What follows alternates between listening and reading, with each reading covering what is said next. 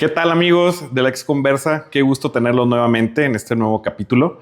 Antes de que otra cosa suceda, mi nombre es Juan José Castro Rivera y hoy tengo el gran gusto de tener aquí a mi lado al licenciado Alejandro Alonso Vázquez. Licenciado, sé que eres licenciado en Derecho, tienes una maestría en Amparo, bueno para la bicicleta, bueno para el pádel. De verdad ahora sí nos enorgullece tenerte invitado. Sé que tienes un largo historial en tu currículum. Eres secretario actualmente de acuerdo aquí en el tribunal del octavo circuito, el tercero. Sí, soy Tiene pues, relativamente poco el tribunal, ¿no? 2018. Anteriormente veo que estuviste en el Consejo de la Judicatura, estuviste también en Chihuahua. Cuéntanos un poquito de ti.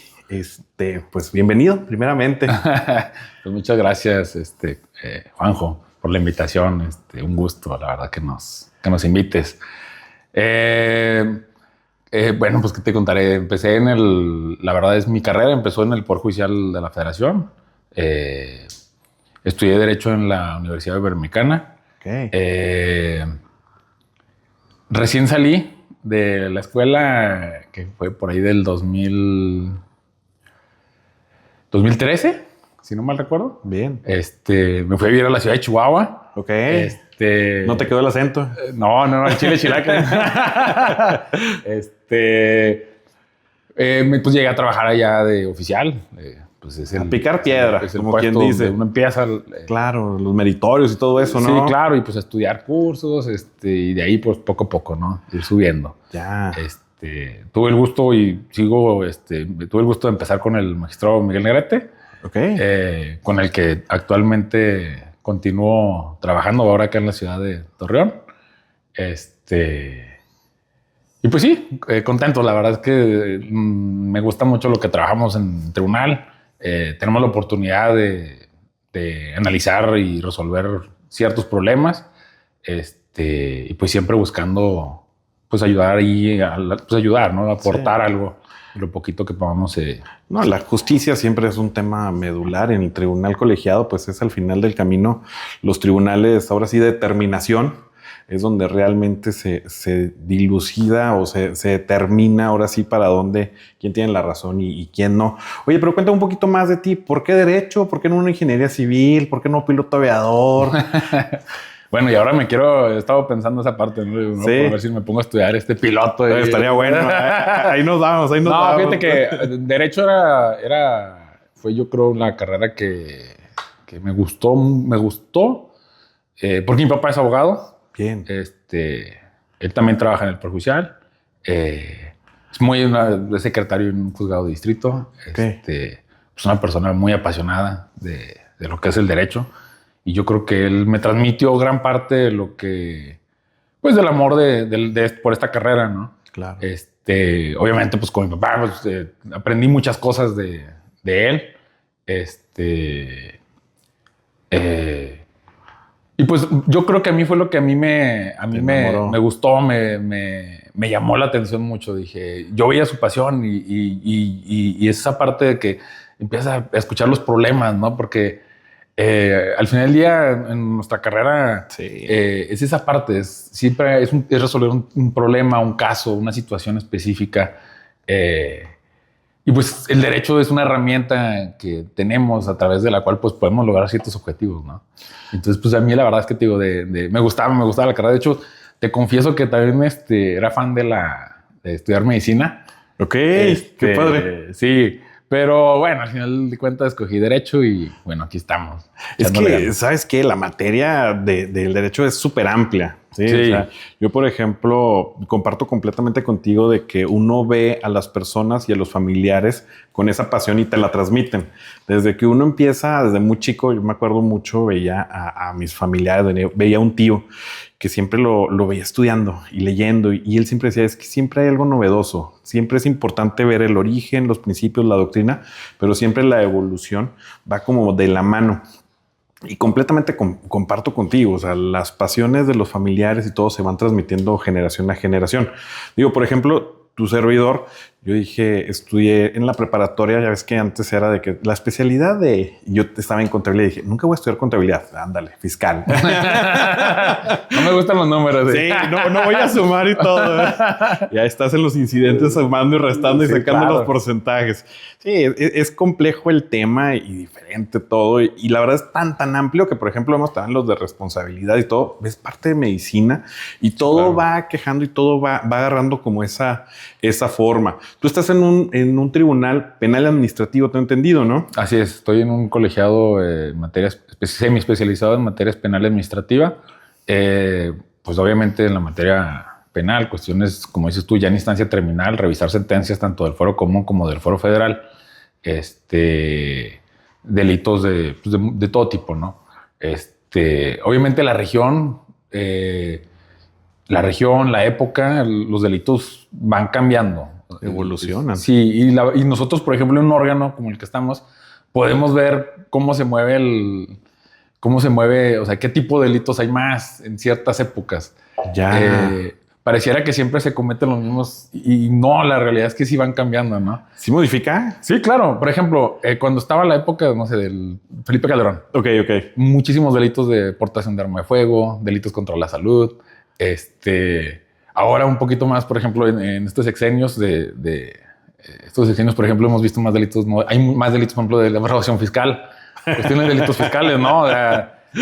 Cuestiones de delitos en materia de hidrocarburos. También subieron, ¿no? O sea, sí llegan. Sí cambian, sí, claro. Y sí cambia, te digo, o sea, cosas que a lo mejor antes no te llegaban, ahora sí te llegan. Fíjate que yo siempre, en las pláticas que hemos tenido aquí en el programa, siempre los tengo, oye, y realmente sí hay esos delitos, porque luego nosotros en el litigio lo vemos como si fuera, no, hombre, el facturero no le va a pasar nada. Conocemos la legislación, conocemos todo el riesgo que tiene, pero luego lo vemos como muy lejano. Y ahorita que estás diciendo, no, sí llega, sí toca y lo resuelves y se van hasta el amparo y todo. Sí, claro. Y te digo, y sí tenemos casos realmente, por ejemplo, aquí en la región, también digo, lamentablemente, pues también tenemos muchos casos de cuestiones sexuales. Ya. Cuestiones patrimoniales también es común, fraudes, robo. Ok. Entonces, pues, la verdad es que está interesante. Bueno, eso es en la parte penal. Y en la parte administrativa, pues integramos lo que es la materia fiscal, lo que es la cuestión administrativa no sé, de trámites administrativos, cuestiones, pero también tenemos la materia agraria metida en la materia administrativa. Entonces también caray, eso es nuevo. A ver. Sí, también resolvemos juicios, y revisamos las sentencias de los tribunales agrarios, o bueno, del Tribunal Unitario Agrario aquí del Distrito 6. Ok. Que es en materia agraria, ¿no? ¿Y son muchos expedientes los que tienen de esa rama? Déjame te digo que yo creo, al menos en lo que, porque obviamente sí, yo estoy en mi mesa, ¿no? Sí, claro. Lo que yo veo en mi mesa está tan equilibrado, yo creo, al nivel de, no tenemos tanto penal, pero por ejemplo yo creo que agrario tenemos lo mismo o un poquito más. O sea, sí hay. Ok. Sí hay. Y yo creo, puede ser, la verdad es que a lo mejor puede ser por el tema de la región, ¿no? Donde todavía estamos rodeados de muchos ejidos. Sí, claro. Y como la ciudad va creciendo, pues obviamente la ciudad se va comiendo esos ejidos, ¿no? Sí, no, y aparte, pues ahora sí, los ejidatarios y las ventas, las cartas ejidales, las modificaciones, pues todo eso rebota. Sí, claro, y el derecho agrario es muy sui generis, o sea, tiene reglas muy especiales. Muy específicas. Sí, claro, y te digo, y a veces ahí es una parte donde la cuestión del derecho agrario pelea con el interés privado, ¿no? Donde en particular ya dice, oye, no sé, un fraccionamiento. Sí. Entonces, pues ya hay fraccionamientos que se están comiendo los ejidos, entonces obviamente luego hay conflictos de que no, que a lo mejor derecho del tanto, ¿no? Eso es muy común en materia agraria. El derecho del tanto. Sí, el derecho del tanto es muy, muy, muy común. No me lo dieron, no se lo dieron a mi hija, no se lo dieron a... Entonces ahí ya entramos a analizar si efectivamente, si no. Entonces, bueno, pues es lo que nos toca ahí nosotros ver ahí en el tribunal. Sí, es que definitivamente es súper amplio y a ustedes les toca ver todo. Chile toma desde los no graves hasta los graves. Sí, claro. Y es un tema interesante. ¿No les tocó, por ejemplo, ahora con la reforma que hubo la ley de amparo, la parte de las medidas cautelares, las suspensiones, les tocó mucho en esas tres materias? Sí, fíjate que ahorita, la verdad es que ahorita en este momento estamos viendo que ha habido muchos, por ejemplo, recursos de queja en términos del inciso B de la fracción 1 del 97, urgentes, las famosas quejas urgentes. Sí.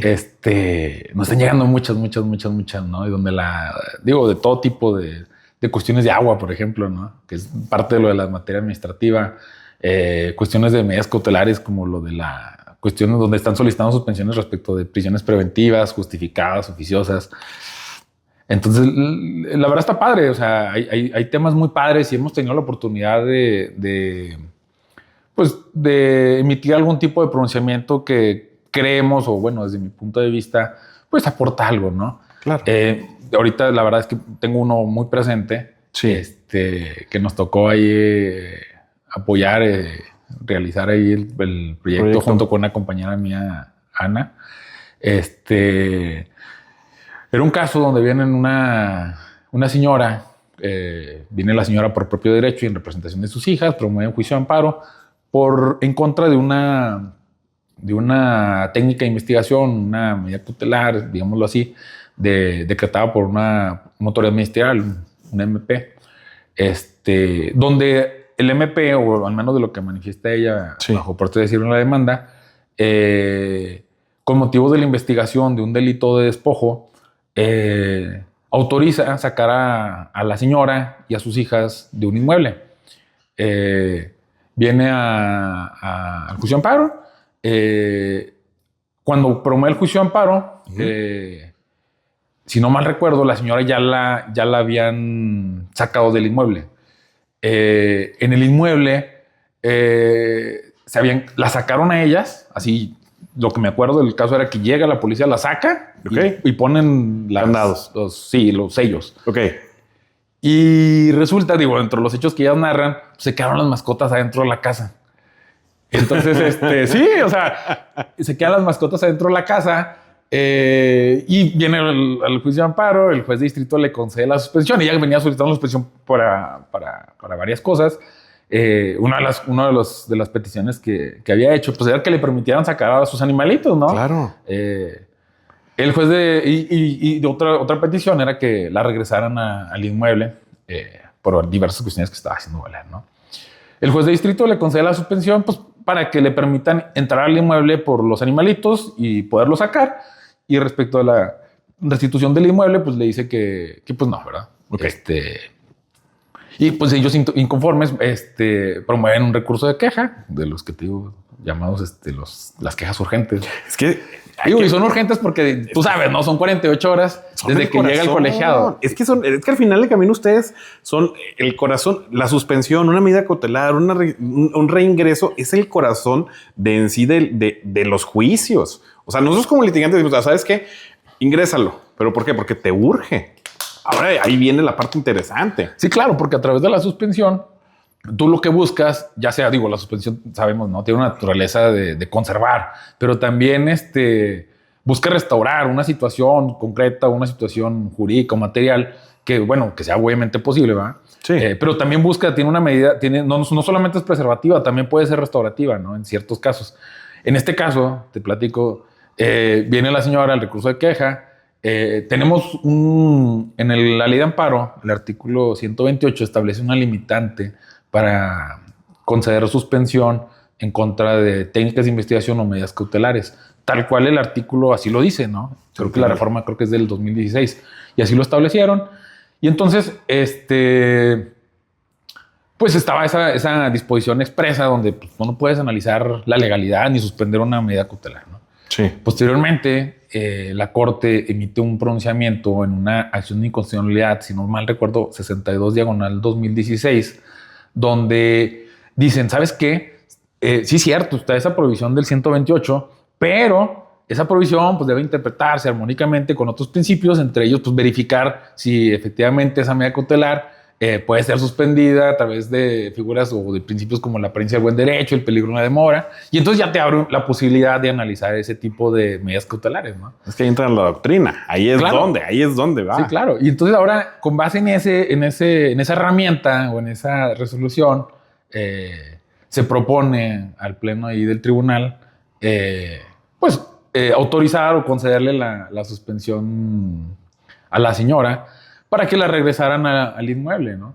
Bueno, ya ahí hacemos un análisis, o sea, se propone un análisis de por qué se consideraba que esa técnica de investigación o esa medida cautelar de la autoridad ministerial, pues en apariencia del buen derecho y vislumbrando un poquito lo que podría resolverse en el fondo del asunto, se podría llegar a determinar que era inconstitucional, ¿no?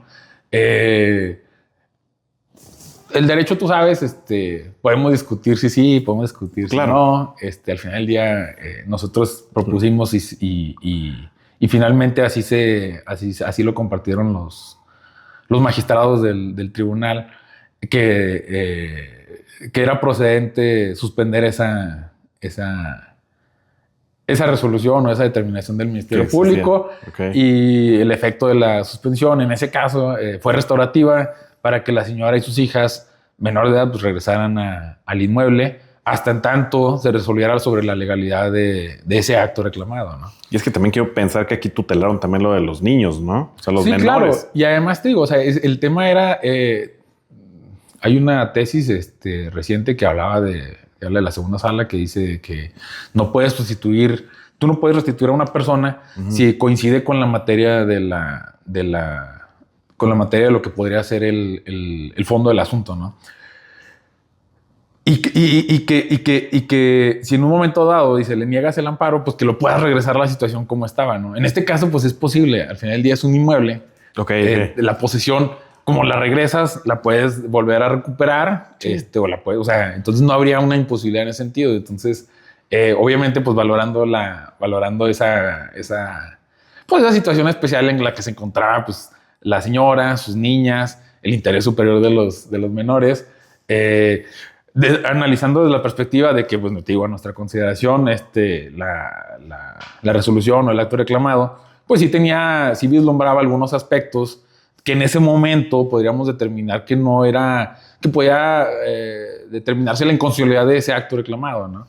Desde la perspectiva de que, bueno, al final del día el Ministerio Público en una etapa temprana del procedimiento penal pues está llevando actos de investigación en una fase inicial. Entonces, realmente, ¿qué tanta necesidad pudiera o no haber de que, exacto, la urgencia de sacarla? Si no había una sentencia todavía que determinara la responsabilidad penal de alguna persona en la comisión de algún hecho, ¿no? Entonces, digo, es un tema que estuvo discusión. En su momento se discutió. ¿Se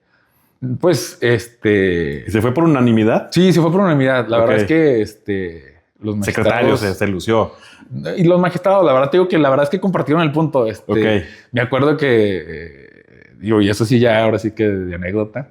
Me acuerdo que nos dieron la oportunidad ahí de platicar con ellos. Porque obviamente uno hace un proyecto, claro, y elabora un documento y tú viertes todo lo que tienes que decirlo, lo tienes que decir ahí, ¿no? Claro. Y en teoría tú no necesitarías nada más que ese documento para ver cualquier problema o cualquier situación que pudiera presentarse, ¿no? Pero nos dio la oportunidad de hacer un planteamiento, se platicó, y bueno, se llegó a un consenso de que la medida fuera autorizada en ese sentido, ¿no? Y entonces, de lo platico, digo, por el tema que comentamos ahorita de las medidas cautelares, pues yo creo que es muy importante, que el juicio de amparo realmente sirva como una herramienta de protección de derechos fundamentales, porque a veces pudiéramos olvidar cuál es la naturaleza de un juicio como el que nos toca a nosotros, bueno, ahora sí operar, ¿no? Como ahora sí operadores en el sistema, en el juicio, ¿no? Y entonces, si luego es difícil, ¿no? Es esa parte donde,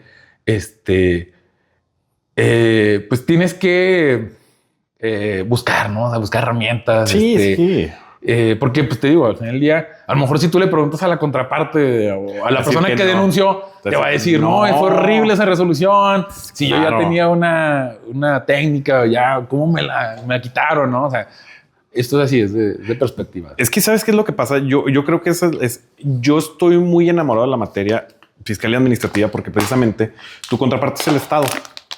No hay una contraparte como dices tú. O sea, ahorita a quien lo despojaron o quien se creía derechoso del inmueble, va a haber una confrontación directa en relación a la determinación que llámese desde el Ministerio Público que le dijo, vas para afuera, hasta con ustedes que dicen, ¿sabes qué? El amparo te da para este efecto o para este otro efecto. Y en las otras materias no es...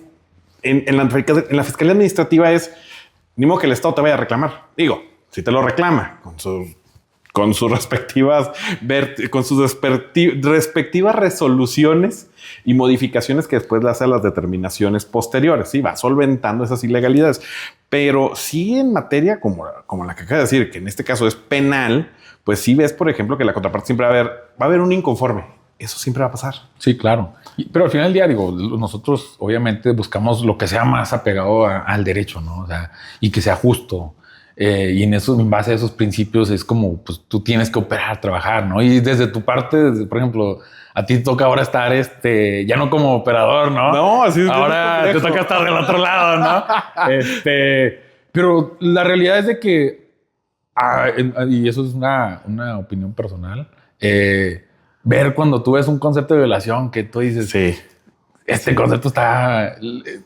Se siente uno como, mira, te reta, ¿no? Y esa parte es muy padre, ¿no? Es muy padre ver eso. Que a lo mejor dices, no tiene razón, ¿no? O sí tiene razón. Yo he visto argumentos digo, eso ya ahora sí como anécdota, argumentos de un párrafo, 2 párrafos, que dices, no necesitaba decir más. No. Dijo lo que tenía que decir. Con eso. Y tiene razón, ¿no?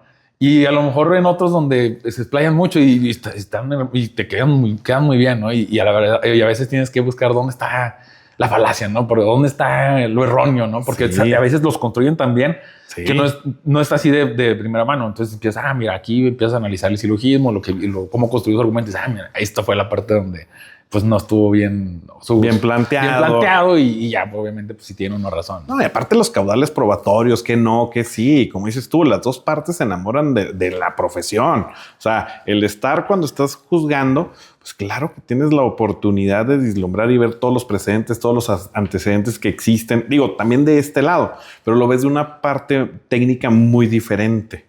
Y sí es de las partes que la verdad de que el órgano jurisdiccional tiene la gran bendición de tener un sistema enorme y las personas que están o estaban como tú con muchísima experiencia que vi ahorita tu currículum, la verdad, digo, oye, ¿cuántos diplomados tienes? ¿Cuántas conferencias has dado? Todo lo que viene siendo el estudio y el análisis que tú propiamente dices, me estoy preparando para hacer, es lo que se ve reflejado al final del camino en una resolución.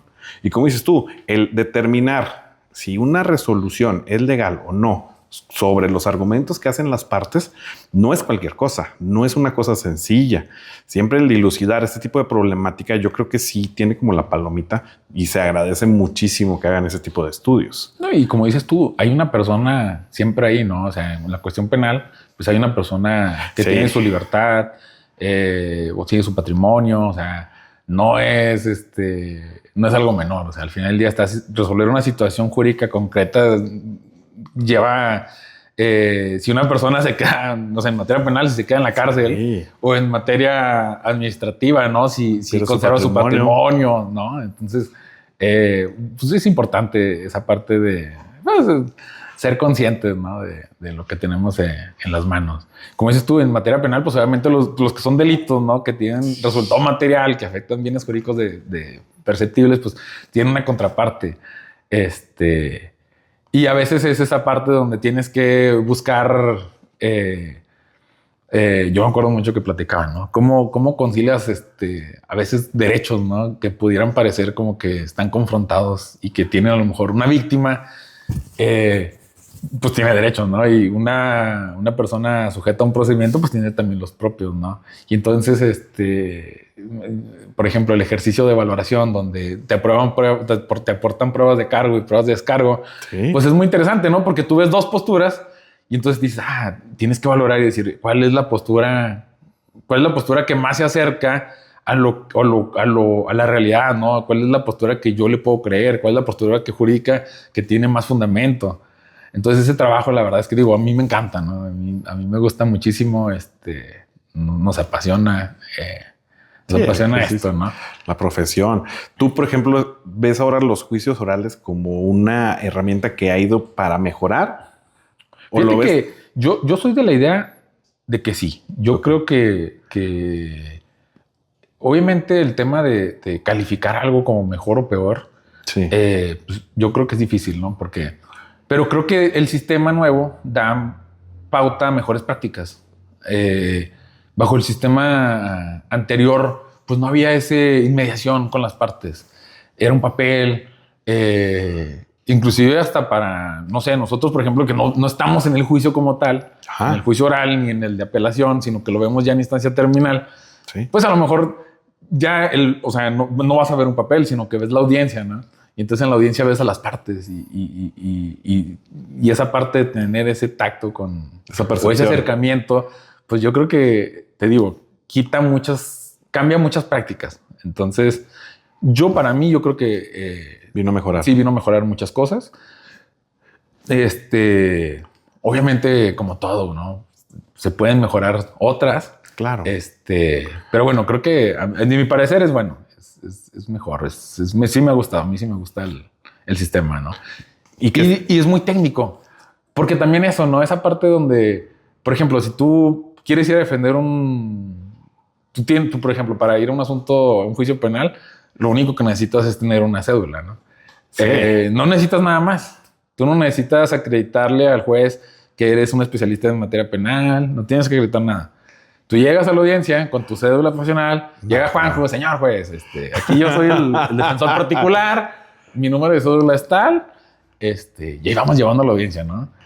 Obviamente el Código Nacional da herramientas al juez, porque pues si a lo mejor ve algo, una situación que dice, oye, tengo que intervenir, ¿no? Pero es que, te digo, en materia penal hay muchos principios, hay muchas reglas, ¿no? Entonces, el juez dice, le da la facultad de intervenir. Sí. Pero, por ejemplo, tú tienes a lo mejor un defensor que es de tu confianza, ¿no? Claro. Y entonces, a lo mejor somos amigos y yo quiero que tú estés ahí. Entonces, a lo mejor no eres la persona más capacitada, pero es con la que más confianza tengo, ¿no?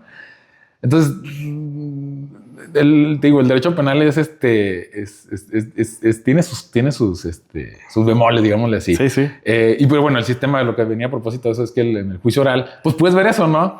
Puedes ver si tu defensor... Si sabe o no. Sí, exacto. Si sabe o no. Es que a mí en lo particular, o sea, por ejemplo, yo lo veo mucho la docencia es una actividad que a mí me encanta, ¿sí? Y yo lo noto mucho con otros compañeros que sí saben, me consta que saben, pero no saben cómo exponerlo. Y hay compañeros que saben que te la crees. Empiezan te están diciendo puras mentiras. Digo, mira, qué buen diálogo y qué buen discurso trae. Digo, en lo particular, yo sí, por ejemplo, no comparto tanto como que la parte de la oralidad, sino que veo más como que el cabello probatorio y todo eso, más como el documental que el cómo lo dices.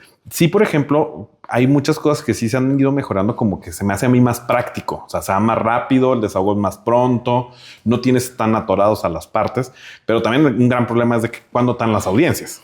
Sí, claro. Y por ejemplo, ahorita creo que es un problema que no lo tengo así como porque no estoy ahí, pero es lo que he escuchado, por ejemplo, que en los centros de justicia están súper saturados de trabajo. Y como dices tú, las audiencias pues no son lo que a lo mejor en el tiempo que uno quisiera que fueran, ¿no? Pero, por ejemplo, una audiencia de juicio, ¿no? Ahorita, no sé, estoy resolviendo un asunto, ¿no? Una audiencia de juicio se lleva en 3, 4 días máximo, o sea, no dura muy poquito. Y entonces en 3, 4 días, desde que inicia hasta que se dicta sentencia, pues pasan 3, 4 días. Entonces, si tú lo ves desde esa perspectiva, dices, sí, órale, se impartió justicia pronta, ¿no? El tema es lo que dices tú, primero para llegar a esa audiencia, ¿no? Y luego las etapas previas por ejemplo, en materia penal, a una audiencia de juicio, ¿no? Sí. Que pues eso sí lleva tiempo. Y bueno, de ahí la importancia, por ejemplo, de que una persona que está sujeta a prisión preventiva, pues se la va a pasar en prisión preventiva si no está bien dictada la medida, pues todo ese tiempo, ¿no? En lo que hasta que dicte sentencia. Entonces imagínate una persona que a lo mejor era inocente, se la pasó en prisión preventiva 2, 3 años. Bueno, 2 años dice la Constitución para tener sentencia, salvo que, pues, bueno, una excepción de esos 2 años es que estés ejerciendo tu derecho de defensa, ¿no? Si tú estás ejerciendo tu derecho de defensa y eso retrasa que la resolución del juicio, pues de cierta forma, siempre y cuando el Ministerio Público lo justifique, puedes durar más de 2 años, ¿no? Pero bueno, imagínate... imagínate, tú tienes, y ese es el tema, ¿no? Por ejemplo, el sistema penal. Ya muy del otro lado. ¿Cómo? Ese es el tema del sistema penal, ¿no? O sea, y esa es la importancia, por ejemplo, de la medida cautelar en este caso, de la prisión preventiva, ¿no? Claro. Porque para dictar una auto de vinculación a proceso, el artículo 19 de la Constitución y el 136, si no mal recuerdo, el Código Nacional, establecen que únicamente se necesitan datos de prueba, o sea, no pruebas, datos, información, registros, datos de prueba suficientes que acrediten un hecho con apariencia de delito, o sea, no todo el estudio de lo que implica la tipicidad. Bueno, obviamente tiene que haber una conducta. Tiene que haber una conducta que aparentemente sea un delito, claro, ¿no? Pero no se requiere la acreditación plena del delito y la probabilidad de que la persona lo pudo cometer, ¿no? Es un estándar mínimo y la Corte ha dicho, es un estándar mínimo, o sea, no necesitamos más. No necesitas mucho. Ahora, ok, está bien, yo no discuto ese tema porque al final del día, procesalmente, el auto de vinculación a proceso no tiene los mismos efectos que, por ejemplo, antes tenían un auto formal prisión, sino que nada más es como, vamos a investigar ahora de manera formalizada y entonces hay una etapa de investigación complementaria donde ya tú investigas ya sujeto tu proceso a un juez. Pero ¿qué pasa si te dictan la vinculación al proceso? Por ejemplo, no sé, en un delito de los de catálogo de prisión preventiva oficiosa, que por ejemplo en tu materia, los de defraudación fiscal, si no mal recuerdo, están ahí. Ahí está. Pues te vas todo el asunto adentro, sí. Claro. Oye, pero luego, por ejemplo, esto no choca con la presunción de inocencia. O sea, un estándar mínimo no te rebota, te incide directamente. Bueno, es que ese es el tema, ¿no? Ahorita ese es el tema que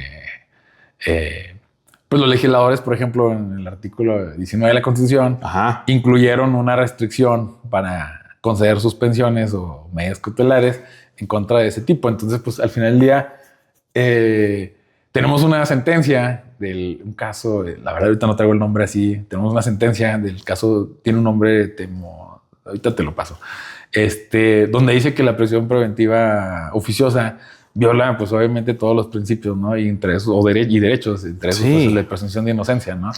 Y está ese tema, ¿no? De cómo lo vamos a incorporar a nuestro sistema jurídico, ¿no?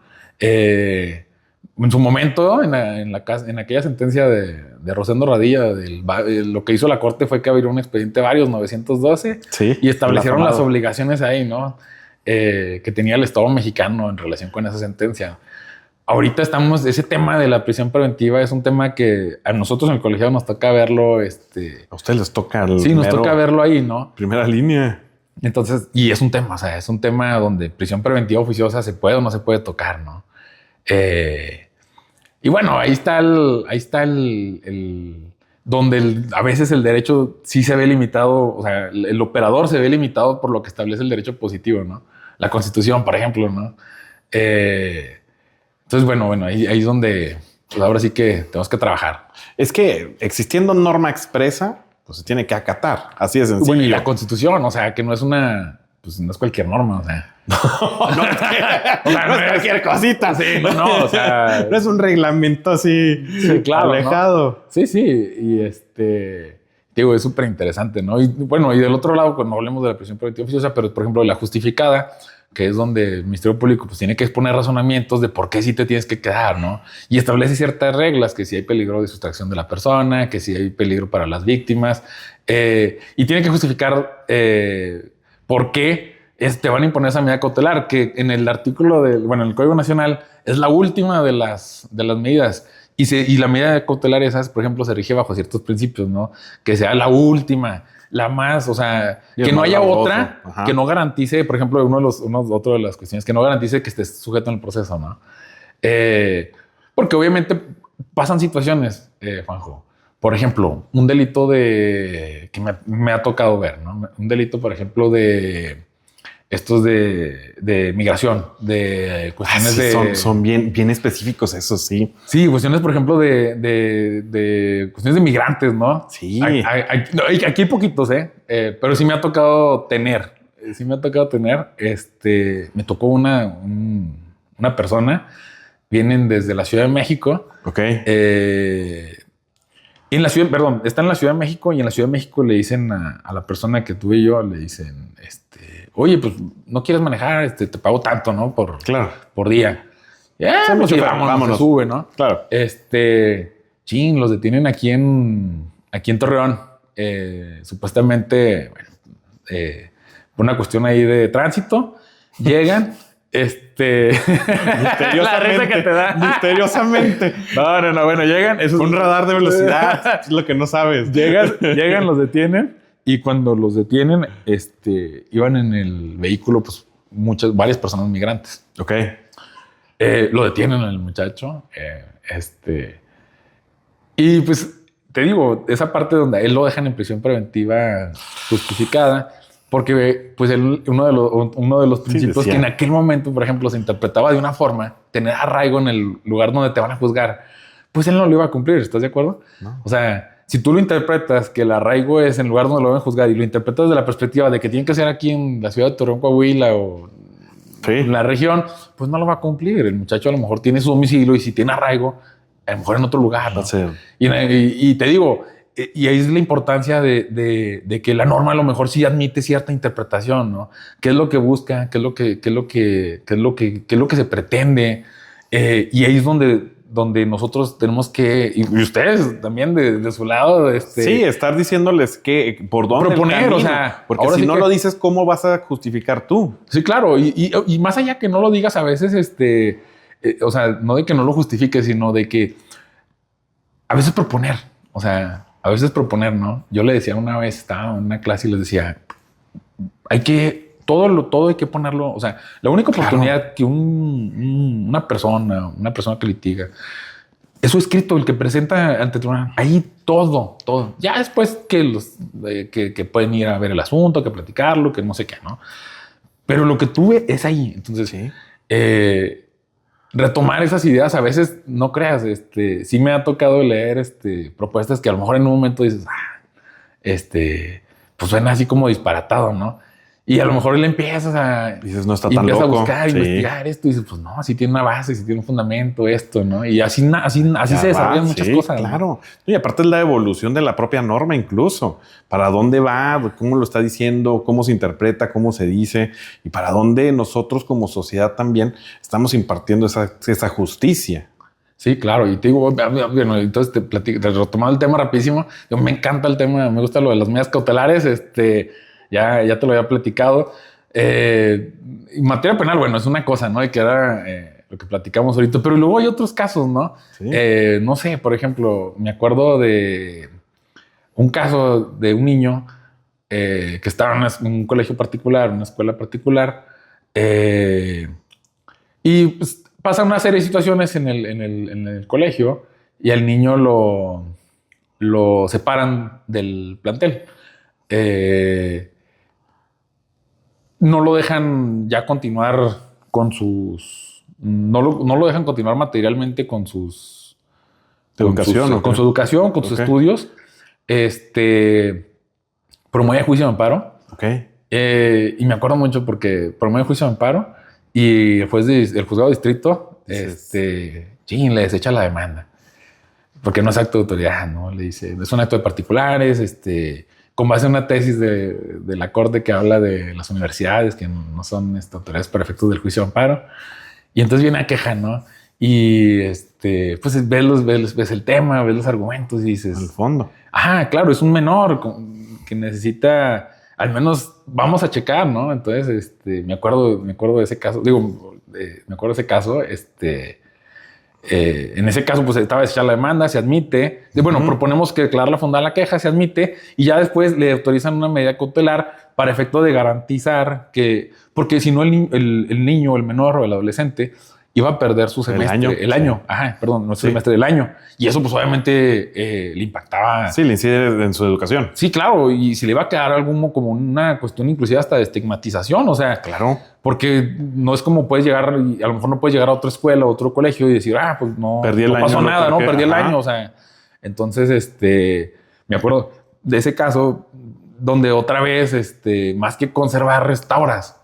Y bueno, eso es lo que a veces, cuando el derecho te lo da y cuando el caso te lo da y cuando tienes elementos para hacerlo, yo creo que es importante que trabajar en eso, ¿no? Aplicarlo. Sí, es que regresamos al tema. Las medidas cautelares, las suspensiones, ya sean positivas o sean restaurativas, en este caso vemos también que incide directamente con las personas. O sea, es importante que, por ejemplo, en el caso del niño, o sea, ¿cuántas ocasiones no ves que el papá ya no pudo y y pasa demasiado de que, pues sácalo, perdió el año. Psicológicamente, educación, toda la familia tiene cierta incidencia en ese tipo de cuestiones. Pues mi Alex, ¿qué te puedo decir? Un gusto, te voy a comprometer para regresar. No, muchas gracias. Ves? No, claro que sí. Muchas gracias. Le seguimos. Gracias por la invitación. No, hombre, al contrario. Muchísimas gracias por acompañarnos, mi Alex. Aquí tienes tu casa. Te vamos a comprometer para venir más seguido. La verdad es de que nos quedamos cortos ahora sí que con la entrevista. Ya traíamos. Y faltó más cafecito todavía. Pues bueno, amigos de Lex Conversa, les agradecemos muchísimo. Ya saben, suscríbanse, síganos, pónganos ahí sus comentarios. Like, hate, lo que gusten, estamos para los órdenes y cualquier cosa, pues ahí tienen nuestras redes sociales. Muchas gracias, muy amables y nos vemos en el próximo capítulo.